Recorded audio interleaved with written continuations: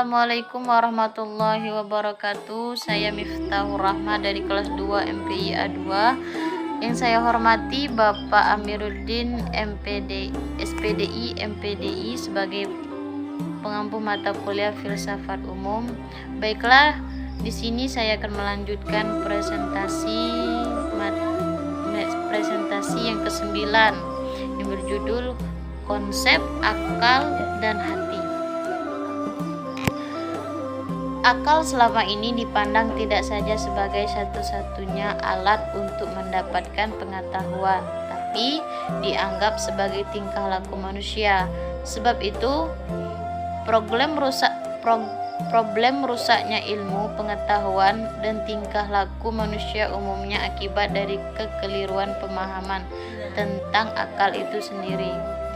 Dalam kajian filsafat barat, kemampuan akal cenderung dibatasi pada kemampuan rasio. Rasio ditempatkan dalam hierarki sebagai cara yang paling tinggi untuk mendapatkan pengetahuan dan tidak ada lagi di atasnya.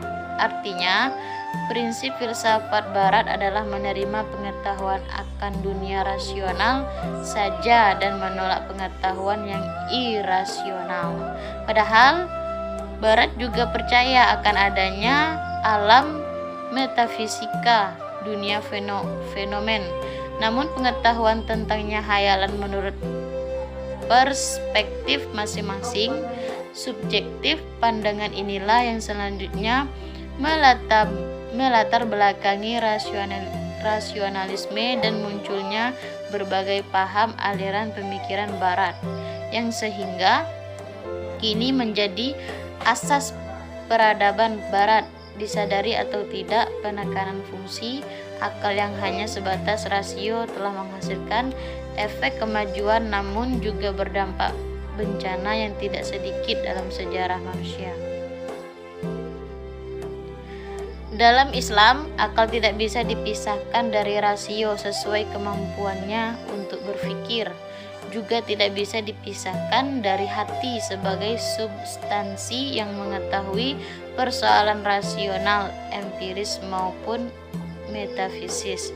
Artinya, dalam pandangan Islam, kebenaran tidak terbatas pada alam yang nyata saja, tapi juga mengimani dan meyakini kepada kebenaran alam metafisika atau gaib dengan konsep yang jelas.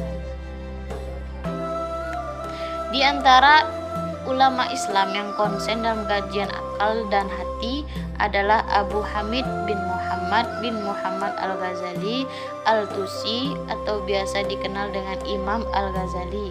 Menurut Al-Ghazali, akal dan hati tidak bisa dipisahkan antara satu dengan yang lainnya sebagai substansi. Substansi ini tidak bisa dipisahkan dari substansi lainnya seperti nafs dan ruh, dan inilah yang menurut Al-Ghazali tersebut sebagai jiwa.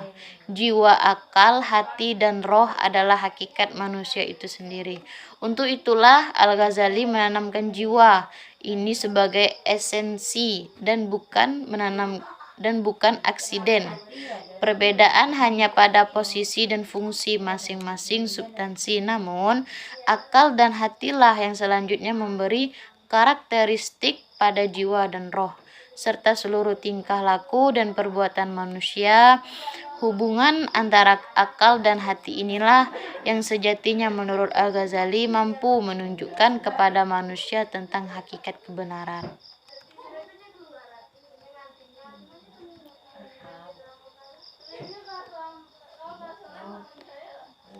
Mungkin hanya inilah yang dapat saya sampaikan. Kurang dan lebihnya saya mohon maaf. Wassalamualaikum warahmatullahi wabarakatuh.